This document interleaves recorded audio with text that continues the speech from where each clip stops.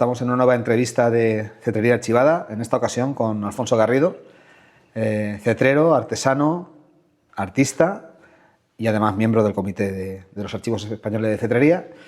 Y bueno, vamos a hablar sobre tu trayectoria vital y tu opinión o cómo ves la cetrería. Alfonso, ¿dónde naciste?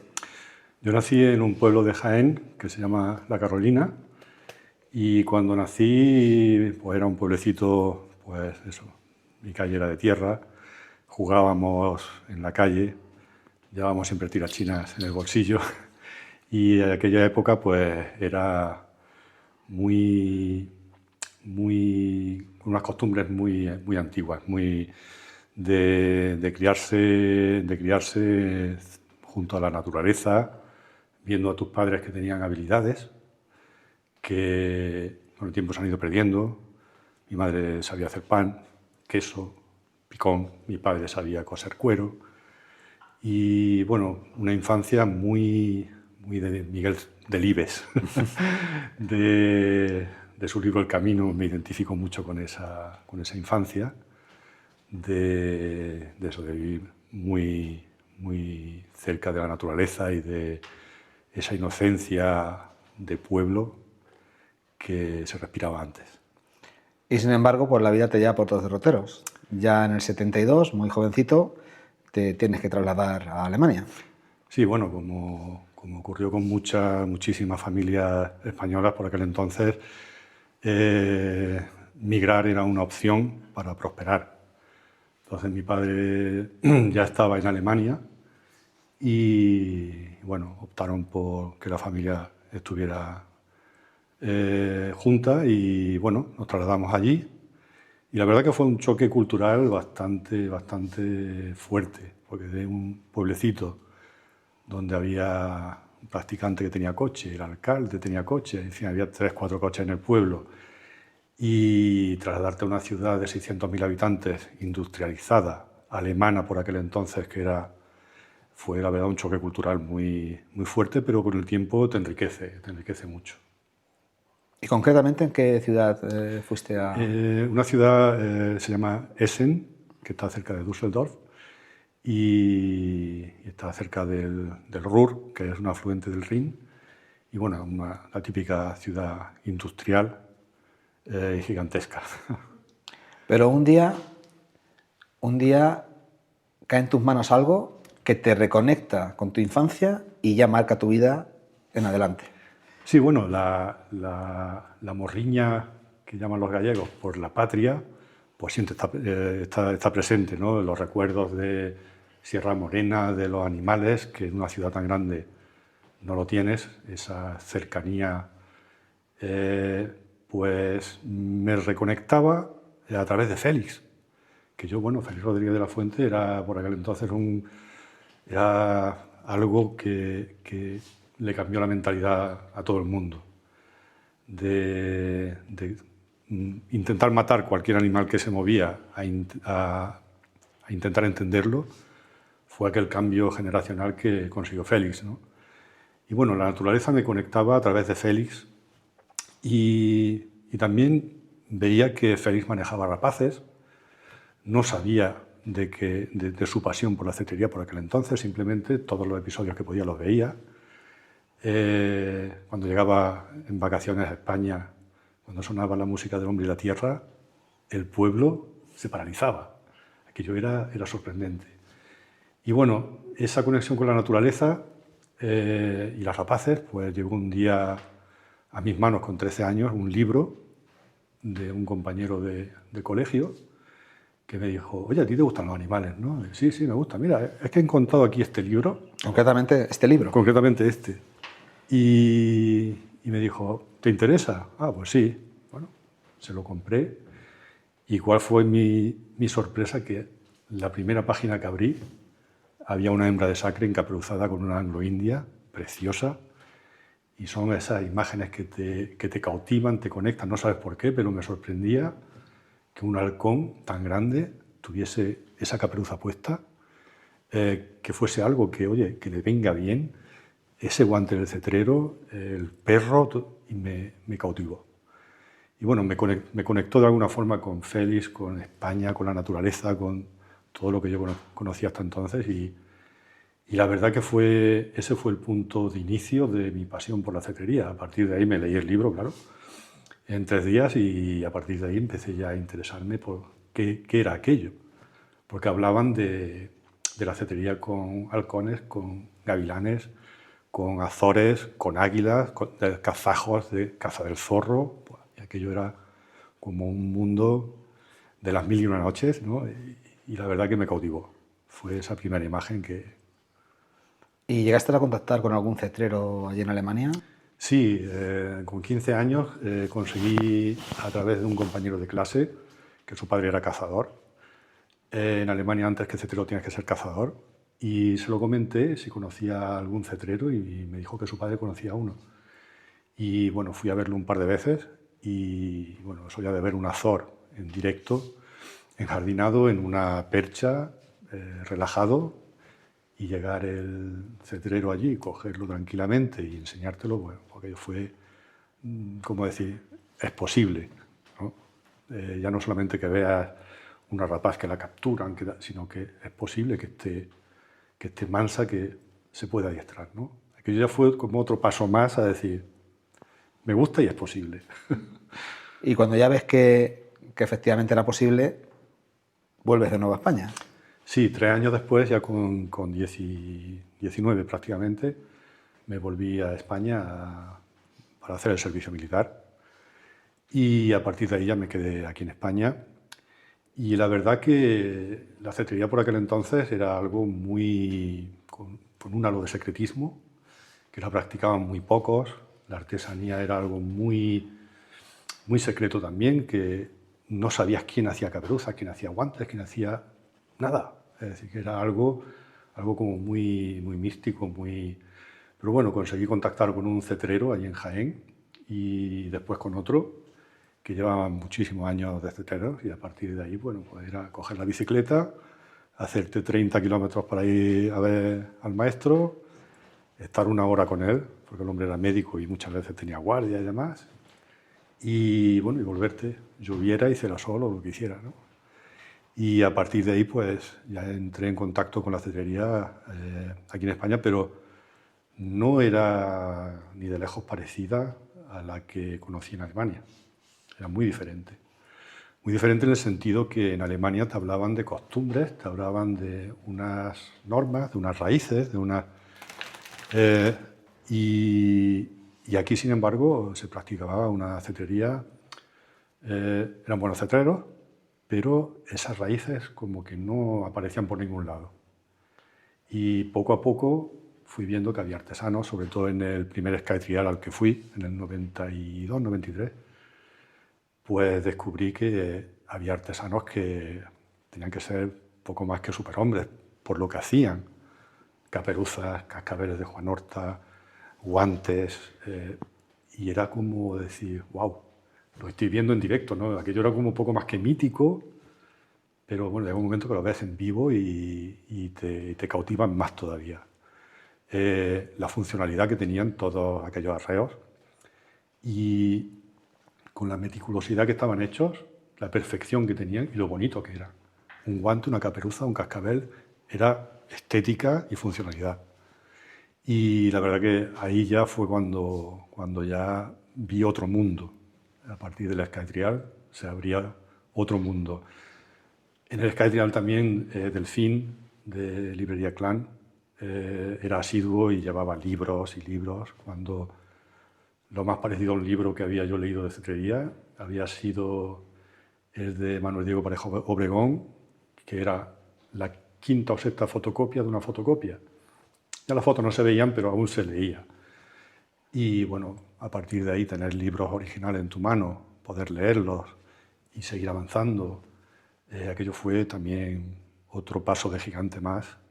Y quieras que no, ya como que te ves un poco más involucrado y dentro de ese mundo, que hasta entonces era como muy mítico, ¿no? Y claro, en España empezaste a volar tus propias aves, a cazar con tus propias aves. ¿Cuáles fueron tus primeras aves? Bueno, mis primeras aves, como las de mucha gente, es el típico cernícalo que cae en tus manos, porque un redero lo ha capturado, sabe que te gusta, ¿lo quieres? Bueno, lo tienes, lo amansas, reazas y lo sueltas, ¿no? Mis primeros pájaros de cetrería fueron una hembra de sacre y un torzuelo de azor que traje de Inglaterra. Y bueno, pues son esas experiencias que dices, ¿quieres empezar a tocar altanería y bajo vuelo? Empiezas pues desbordado. Pero bueno, también te sirve de muchísima experiencia. Y esos fueron mis dos primeros pájaros. Después, por casualidad, con Miguel López, fui un día a recoger un gavilán que le había comprado un amigo mío y descubrí a los Harris.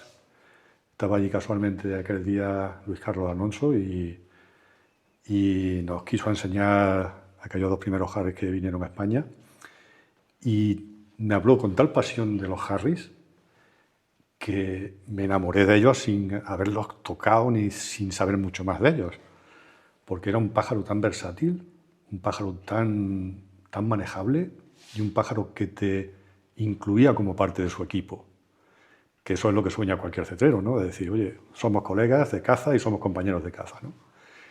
Y a partir de ahí me empecé a interesar mucho por los Harris y por los colas rojas y en general por lo que son las rapaces americanas. Y bueno, y principalmente he volado Harris. Donde más lo he volado ha sido aquí en Alicante. Y la verdad que son pájaros increíbles.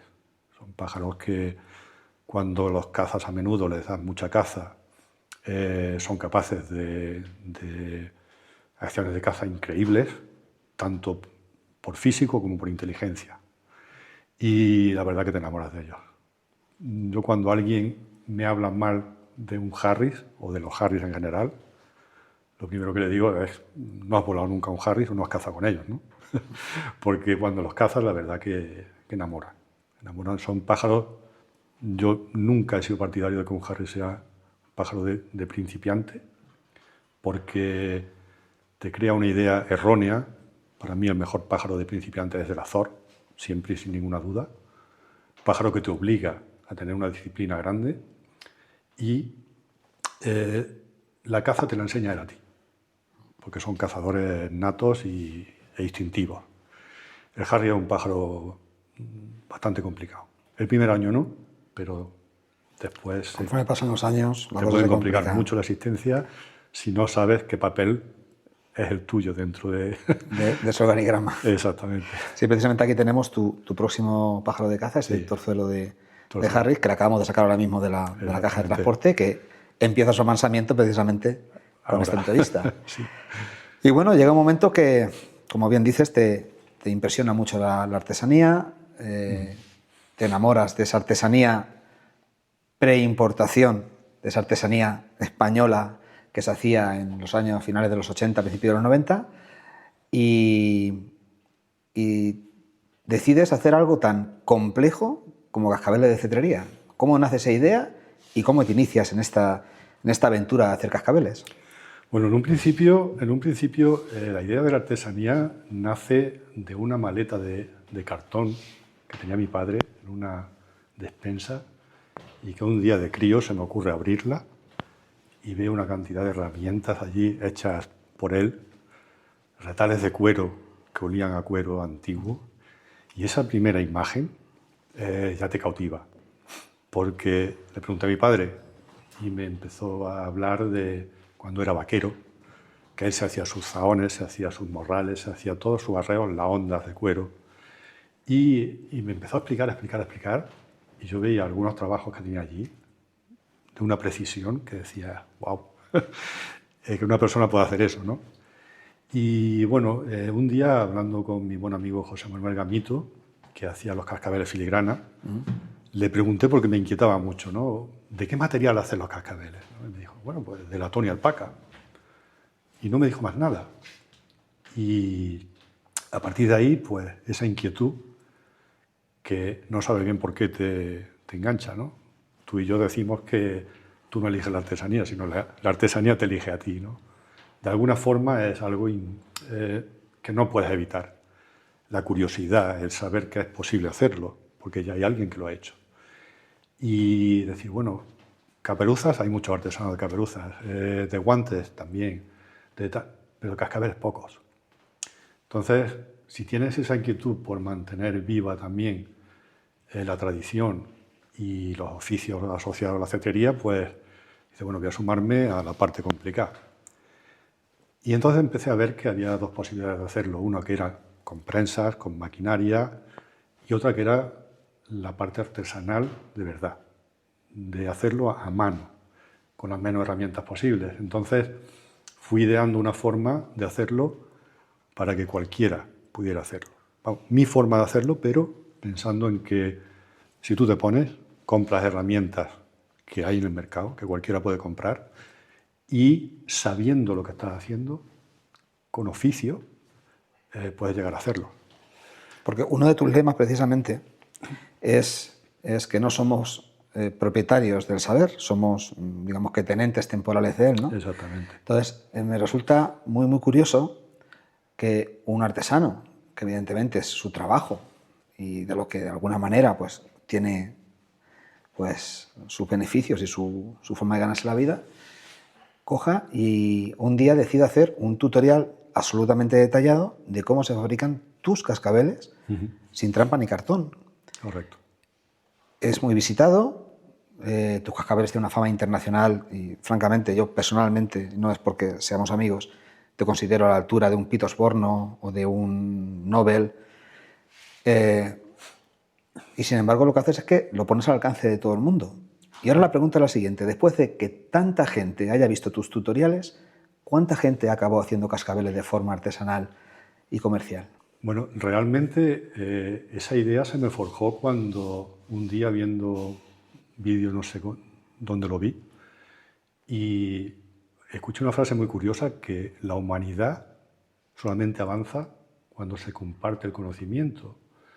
Uno de los avances más grandes de la humanidad fue cuando se compartió el conocimiento de cómo se hace el fuego. Imagínate qué cosa tan sencilla y tan grande a la vez, ¿no? Si la humanidad avanza porque yo te explico a ti cómo mantener el fuego vivo.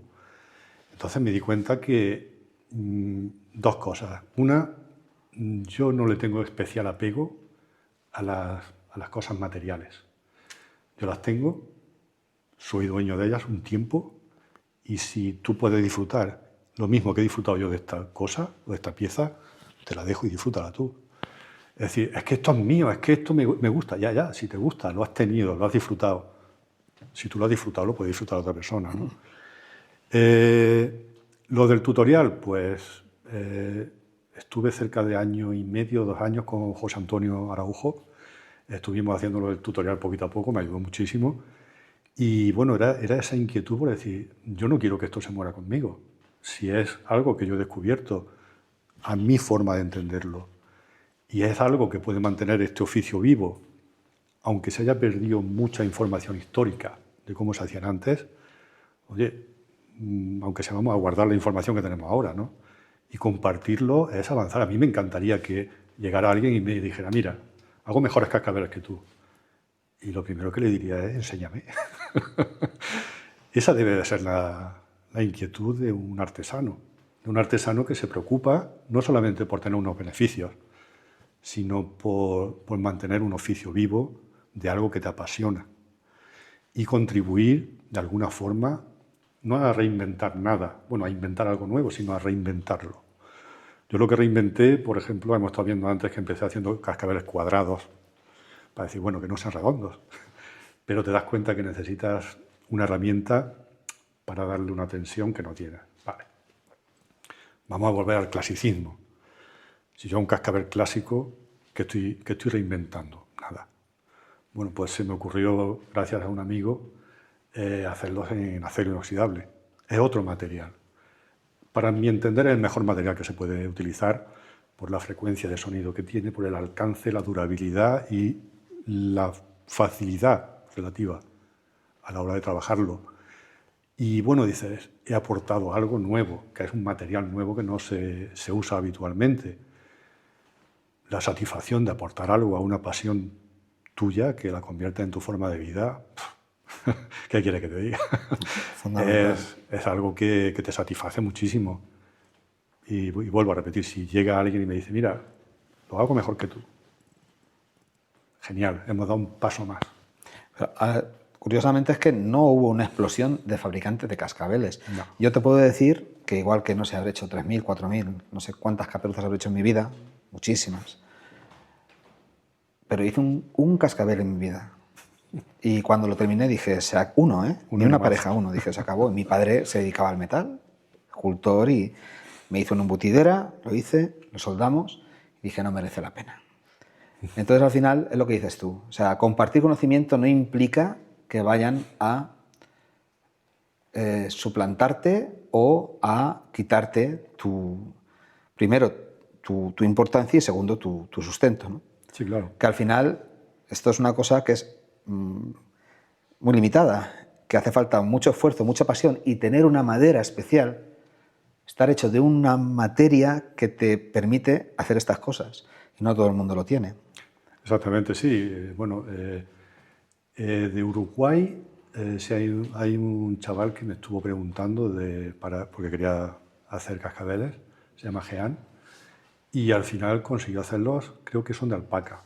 Y al final hace unos cascabeles bastante curiosos. El chaval puso mucho empeño, me llamó 40.000 veces y yo le contesté esas 40.000 veces, y todo lo que puedes ayudar es una satisfacción también. Es decir, contra más avances, mejor para todos, ¿no? Pero es lo que te digo, lo más importante no es decir, hago un producto que podría estar vendiendo a una franja de clientela exclusivista, ¿vale? Podría decir, mira, esto es muy exclusivo, yo lo vendo a un precio que no cualquiera lo puede comprar. Habría gente que lo comprara por exclusivismo y habría gente que lo comprara por decir, mira, realmente son buenos, ¿no? Siempre mi intención ha sido que fuera accesible a la mayor cantidad de gente posible, que puedan evaluarlo, que puedan disfrutarlo, que puedan decir, mira, así tiene que sonar un cascabel, que está el pájaro a 230 metros de altura, se oye, perfecto. Mi intención ha sido siempre esa, no hacer grandes cantidades porque son manuales y por encargo.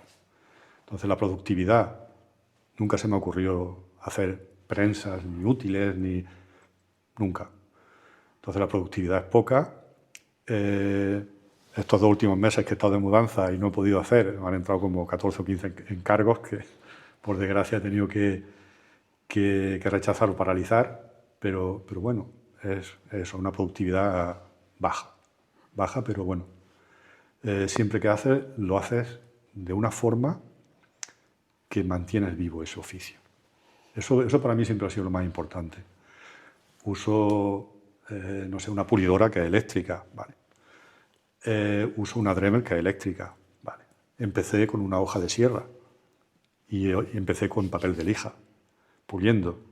Posiblemente tenga que volver al papel de lija porque donde me he mudado no puedo hacer mucho jaleo porque es un bloque de piso y me veo más limitado, ¿no? Pero bueno, estoy haciendo pruebas otra vez con el papel de lija. Así que lo más importante siempre ha sido eso. Intentar reinventar un poco ese oficio que veo que vosotros estáis, a través de los archivos, estáis haciendo unas investigaciones históricas brutales y ojalá y podamos recuperar gran parte de todo eso que se ha perdido y tener por lo menos esas referencias históricas. Bueno, tenemos ese proyecto que tú y yo sabemos y que no vamos a adelantar para que no nos lo revienten, ¿no? Pero vamos, que yo creo que va a ser un paso importante en cuanto a la recopilación de artesanía y clarificación de lo que es la artesanía cetrera. Bueno, pues el siglo XX desaparece, llega el siglo XXI, llegan las importaciones, llega todo el material de Pakistán y en general la gente empieza a perder o a reconocer el valor de la artesanía, porque se consigue un material inmediato, no hay listas de esperas y a precios bajísimos. ¿En qué punto estamos ahora? De aquella primera artesanía, de aquellos cascabeles de Juan Horta que yo recibí en un sobre, me acuerdo como uno de los días más felices de mi vida, unos cascabeles de cernicalito, yo tenía un cernícalo, y me dijo el cartero, aquí tienes un paquete que zurre mucho. Y vi que eran los cascabeles de Juan Horta, que había pagado hacía un mes y medio, que de repente te llegan, a esa fase de que la gente prácticamente ha perdido la ilusión porque es a golpe de clic comprar, y además que los cascabeles es una cosa que con la actual telemetría GPS dicen que no es necesaria. Sin embargo, hace unos días hubo un lamentable incidente, en el que un cazador abatió un azor en las jornadas de ECA y que seguramente si hubiera llevado cascabeles, ese hombre no se hubiera atrevido a disparar sabiendo que tenía dueño. Le disparó, bajo mi punto de vista, porque pensaba que iba a quedar impune. ¿Cómo ves actualmente la artesanía cetrera en general y cascabeles en particular y el futuro? Pues tuvimos esa época de importaciones de Pakistán que, bueno, mucha gente vio un negocio en eso y mucha gente nueva que no había visto otra cosa, comparaba y decía un cascabel, otro, un guante, otro, este guante vale 80 euros, este vale 15, es un guante de cetrería, sin tener más conocimiento. ¿Por qué? Pues porque no han tenido más formación. ¿Okay? El gran motivante de todo eso es la falta de formación. Volvemos a lo de siempre, la falta de escuela. Tú en Chequia, Alemania, en países con tradición cetrera, tienen una formación como cetrero y como cetrero profesional. Entonces, ahí te explican la funcionalidad de un guante, de un cascabel, y te explican también, oye, hay cosas baratas, cosas caras, pero esto tiene que cumplir una tradición. El material de Pakistán, yo me acuerdo los primeros cascabeles que compré, que fueron 2.000 y pico pesetas de aquel entonces, y bueno, todo el mundo sabía que un par de cascabeles de Pakistán te duran una temporada. Se acabó. Ahora, aquello sonaba como el cristal. Tiene un sonido perfecto. Muy frágiles por cómo estaban hechos, pero sonaban muy bien. Todo eso ya cuando empezó a convertirse en un negocio grande, ya todo valía. El caso es que tuviera la forma de un cascabel de Pakistán y que fuera barato. Y a partir de ahí es cuando ya todo empezó a desvirtuarse. Falta de formación por parte de los cetreros nuevos, falta de calidad del material y bueno, los artesanos que yo vi en el 90 y poco, porque aquellos artesanos prácticamente no podían competir contra todo eso. Bajar un guante que un artesano hacía a 80 euros, bajarlo a 15 no puede, porque lleva un trabajo y unos costes que no puedes. Puedes bajarlo a 40, ya, pero estás perdiendo la esencia también de lo que tú haces. Ahora mismo yo creo que se sigue con esa tónica, pero va a peor. Cada vez hay menos artesanos de calidad, ¿vale? Quedan cada vez menos y cada vez se trae más material de peor calidad o de una calidad pésima. Son tiempos muy raros en los que se fomentan unas cosas y se desvirtúan otras o se intentan aplacar. Ha descubierto que tenía una caperuza puesta. Ha descubierto que...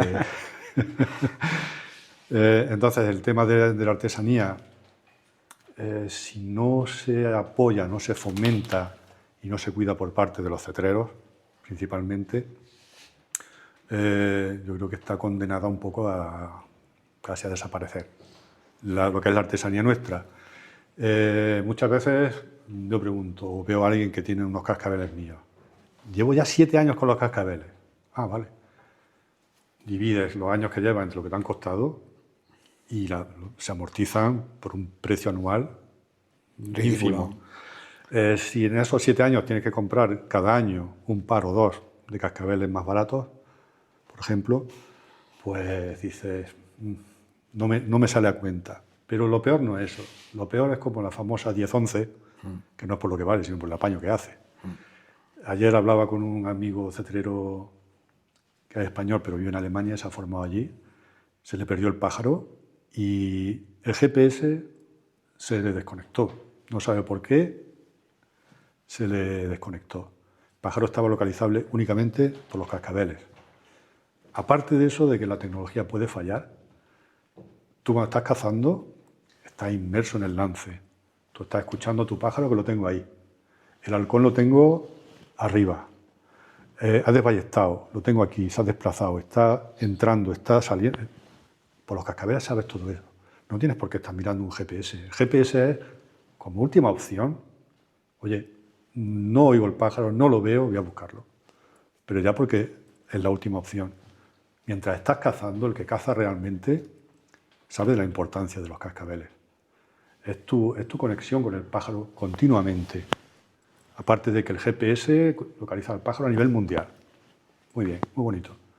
Pero durante la caza, eso es irrelevante completamente. Me da igual el alcance que tenga el GPS. Quiero saber dónde está mi pájaro, que he visto allí un conejo, he visto una liebre moverse, he visto una perdiz, he visto una pieza.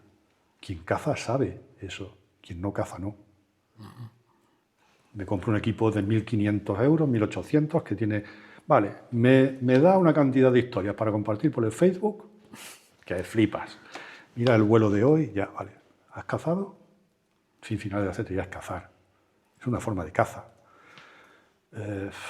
No sé, yo eso lo he escuchado muchas veces, que los cascabeles, yo le pongo uno, Vamos a ver. La funcionalidad del par de cascabeles, bordón y prima, y un tercer sonido que es armónico.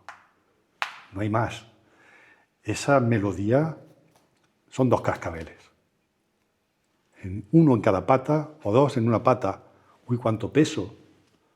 Pesa una deyección de un pájaro recién comido y pesa un par de cascabeles. A ver qué pesa más. Es que yo no quiero que lleve tantas cosas.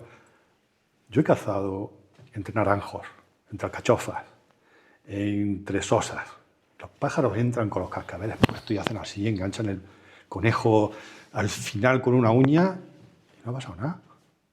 Ahora, arrancarse una pluma de la cola porque lleva el emisor, sí me ha pasado 2 veces, metiéndose por un naranjo. Es decir, y si te das cuenta, bien. Si no te das cuenta, ¿de qué dependes? ¿De que lleve un cascabel que suene encima regular? No sé. Por eso te digo que darle valor a los cascabeles depende de si cazas o no cazas, creo yo. Por lo menos esa es mi experiencia. En una ocasión fui a hacer una actividad de educación ambiental en un centro de discapacitados, concretamente eran niños con síndrome de Down, y hablando de los cascabeles, explicándoles cuál era el equipamiento de los halcones, un niño dijo: ¿y por qué unos llevan cascabeles y otros no? Y la respuesta de otro niño fue: pues yo había dicho cuáles de los pájaros cazaban y cuáles estaban en adiestramiento o eran simplemente para educación ambiental, porque tenían ya a su vez también discapacidades. Y el niño dijo: porque los que llevan cascabeles cazan. Fíjate, eso es interesante. Sí, sí. Pues llega un año muy especial para nosotros, que es acaba la pandemia y en el 2021, si no recuerdo mal, en octubre del 21, decidimos irnos a Chequia a ver qué se cocía por allí y descubrimos... Otro mundo. Otro mundo, absolutamente. Cuéntame, ¿qué representó para ti llegar a Chequia y encontrarte con esa cetrería que en España no existió porque desapareció durante ese tiempo? ¿Y cómo se practica cetrería en Chequia? Bueno, Chequia fue como un recordatorio para mí de Alemania. Sí, es muy similar. Las tradiciones, y me sorprendía porque es que en Alemania se rinde pleitesía a la presa de una forma muy parecida. Y bueno, en Chequia descubrimos que allí la gente caza corzos con águila no por deporte, sino para hacer carne para el invierno. Lo que significa que esas costumbres, esas tradiciones y esa enseñanza está en manos del pueblo llano, ¿no? Y yo creo que en parte por eso se ha transmitido de una forma más compleja. El renacer, por ejemplo, de la cetrería en Alemania fue algo similar. Se adoptaron todas las tradiciones habidas y por haber y se intentó recuperar de la forma más pulcra posible. En Chequia, pues te sorprende lo fácil que es hacer las cosas bien y de una forma tradicional. Es decir, hay que hacer esto, yo he aprendido esto, volvemos a lo de tener escuela. A mí me han enseñado que cuando hay que rendirle pleitesía a las presas, hay que dar las gracias, abandono lo que esté haciendo y voy para allá. Es decir, eso lo vimos tú y yo, que estamos charlando, no sé, que voy a rendir pleitesía a las presas. Te das cuenta que hay una tradición y lo importante que es tener esas tradiciones, ese arraigo. Y te das cuenta lo fácil que es en las manos de caza que íbamos, que había alrededor de 100 personas. 100 personas, sí. Había una persona que mandaba en toda esa mano. Cada 5 ojeadores había un cetrero. Salía una liebre y solamente soltaba el que debía de soltar, que era el más cercano. Ni un problema, ni una bronca, ni una mala cara. Nada. Un ojeador ha descubierto una liebre, levanta la mano, 120 personas se paran en seco y el cetrero más cercano se adelanta. Es impresionante. Impresionante lo fácil que es cuando tienes claro lo que tienes que hacer o cómo se hacen las cosas. El mito de la mujer cetrera, el hombre cetrero, allí no existe. No existe, dice, ¿qué me estás hablando? Ella es cetrera porque ha hecho los mismos exámenes y hace lo mismo que hago yo, que soy hombre, o yo hago lo mismo que ella. Ella caza, tiene el mismo mérito que yo y yo el mismo que ella. Es decir, ¿de qué me estáis hablando? ¿No? Sí, ahí no hay diferencia entre cetreros y cetreras. Ninguna. ¿Pero por qué? Porque el aprendizaje es el mismo. Es así de sencillo, dice, con lo fácil que es. Y cómo se complica todo cuando no tienes esa escuela, cuando la escuela es el libre albedrío. Yo practico mi cetrería porque me he comprado mi pájaro y hago con él lo que me da la gana. ¿Cuánto daño ha hecho esa frase de yo voy por libre? Claro, yo voy a empezar con un halcón peregrino porque me gustan, pero tienes experiencia para interpretar lo que estás viendo. No desgracias un animal, no estropees de por vida a un halcón peregrino. Sea de un centro de cría o sea de donde sea, que no lo estropees. Estate quietecico, aprende primero y sé humilde. Si no eres capaz de ser humilde, no te hagas cetrero. Porque esa es una gran cualidad, la humildad y la nobleza de un cetrero, creo yo que es lo que marca la gran diferencia. Mucha gente se ve por encima de los pájaros, por encima de todo, de la historia, del arte, de todo. Y no es así. Si no tienes una actitud de cetrero, mejor no te metas. ¿Por qué? Pues porque vas a estropear animales que no tienen la culpa de que tú no tengas claro lo que tienes que hacer. Y eso, por desgracia, cetreros de internet. ¿Cuánta gente se ha envalentonado a meterse a cetrero? Porque es que yo ya sé todo lo que tengo que saber. Porque estoy en un grupo, estoy en un foro y estoy en un... O esas frases como los Harris son como perros, prácticamente se están solos, ¿no? Sí. Claro, eso... tú compras ese primer pájaro a alguien que tiene ese lema y el primer año, efectivamente, ¡guau! ¡Qué fácil es el Harris! El Harris es un pájaro que el primer año es completamente dependiente de los padres. El primer año es de aprendizaje. El primer año va a ser lo más seguidor que tú te puedes echar en cara. Cuando madura, se independiza, crea su grupo o su familia, manda él. Ya tú ahí no pintas nada. O me sirves y me echas caza, porque yo soy el dominante, yo soy el que mata, yo soy el que caza, yo soy el mejor preparado. Tú eres mi ayudante. Si adoptas ese papel, bien. Y no te equivoques, que el día que te equivoques, el pájaro pierde la fe en ti y le sobras. Entonces, el Harris, yo nunca lo he visto. El marketing que se le ha hecho, muy bien, todo vale. Yo he hecho un Harris que no sé ni de dónde viene, con una hembra que no sé de... Y venga, vamos a tener Harrisitos y a vender. Es que están a... No sé, yo lo vendo más barato.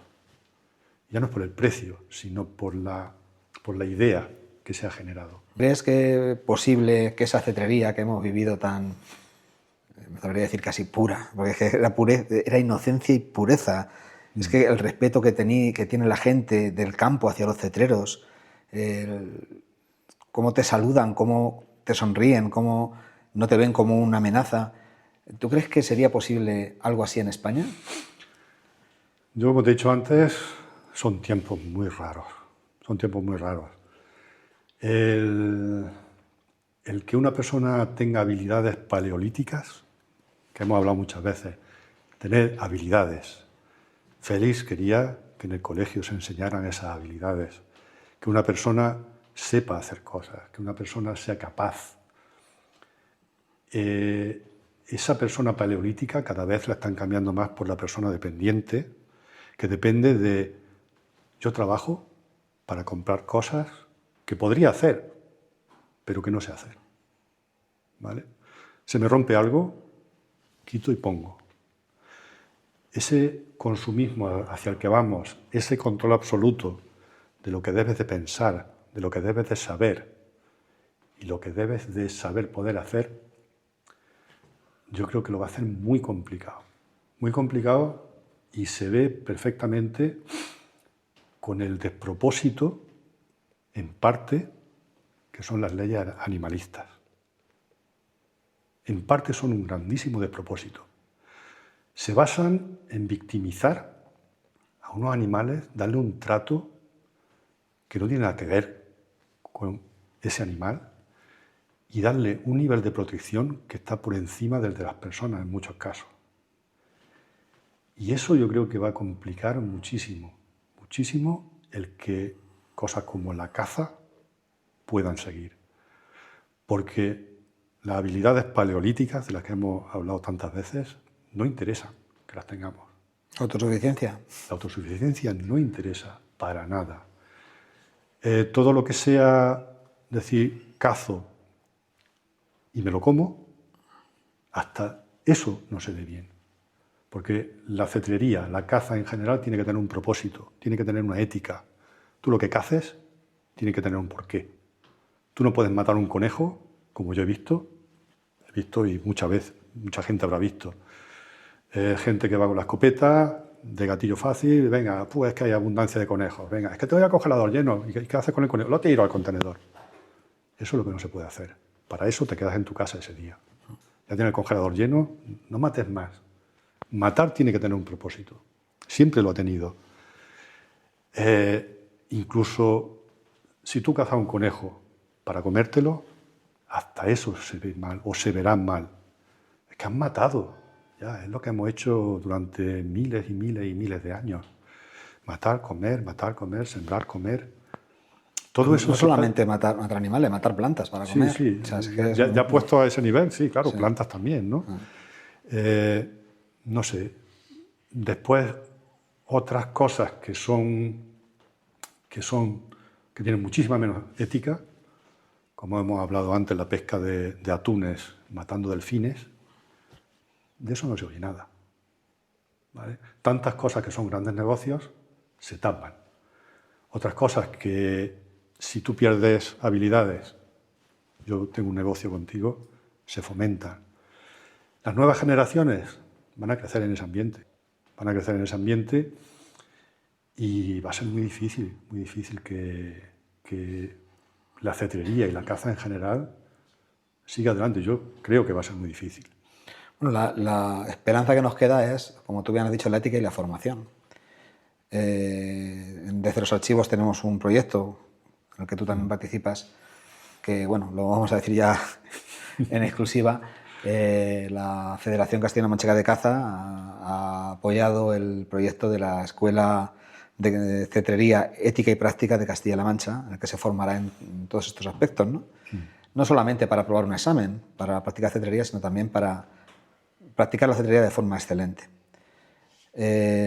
Yo creo que por ahí va el futuro, en la formación y en explicar las cosas claras, en que la cetrería no es algo que pueda hacer en un anuncio o en un foro y que lo puedes hacer al día siguiente. Esto tiene detrás un background muy importante y que generalmente se adquiere por conocimiento de otras personas, algo tan tradicional, tan arcaico como los maestros, que todo aquel que aprende a golpe de libro lo tiene complicado y a golpe de clic lo tiene mucho más complicado, ¿no?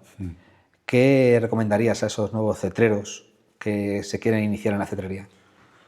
Bueno, si tú empiezas en cualquier afición, en cualquier pasión, empiezas con humildad, lo primero es que quieres saber. Lo segundo, que lo miras como algo superior a ti. Y eso ya dice que lo estás viendo desde la humildad. Si lo miras desde la humildad, la figura del maestro, como tú bien dices, no te va a suponer nada humillante, al revés, es algo enriquecedor. Hoy día la figura del maestro parece que es que dice, bueno, es que tú ¿qué vas? ¿De listo o de qué?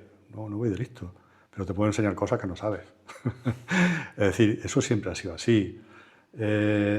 Antiguamente en las matanzas, ya lo decía Aurelio, pues el matarife era el más mayor de todos. Los que ayudaban a sujetar el cerdo eran los mozos ya granados que sabían cosas. Y los niños no hacían nada. Niño, tráeme el trapo. Es decir, las habilidades se aprenden de la experiencia. Entonces yo a cualquier persona nueva, lo primero que le aconsejaría es no mirarlo de una forma tan impersonal como es Internet, sino busca a alguien, toca ese guante, huele como huele un pájaro, toca de cerca, velo, pregunta. Y cuando un maestro te diga algo, un maestro que sea un maestro contrastado, te diga algo, créetelo, ya lo entenderás. Ya lo entenderás. Es como el libro de Félix. Y con toda la razón del mundo, te lo lees la primera vez y dices, venga, vale, adiestro mi primer pájaro a piñón fijo. La segunda vez empiezas a comprender algunas cosas, la tercera, la cuarta. Te lo lees 10 veces y cada vez aprendes algo más. Lo ves de una forma diferente. Entonces, la cetrería, por un lado, es una responsabilidad histórica que tenemos. Cualquiera que toque la cetrería o cualquier arte es una responsabilidad que tienes. Y aquí se suma que un pájaro, si no lo hace bien de pollo, ha estropeado un animal para el resto de su vida. Harris que vive 20 años, 24, como se han visto casos por ahí. Un pájaro estropeado 20 y pico años.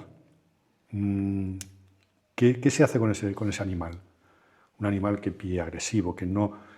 ¿Qué haces con ese animal? ¿Lo tienes 20 y pico años de mano en mano, regalándolo, vendiéndolo? ¿Qué haces con ese animal? ¿Lo tienes ahí quieto 20 y pico años?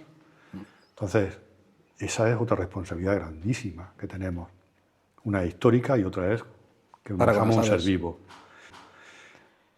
Pues poco más. Yo creo que, como siempre, un placer hablar contigo. Pues igualmente y muy agradecido. Tocar temas que trascienden la mera cetrería a algo más filosófico.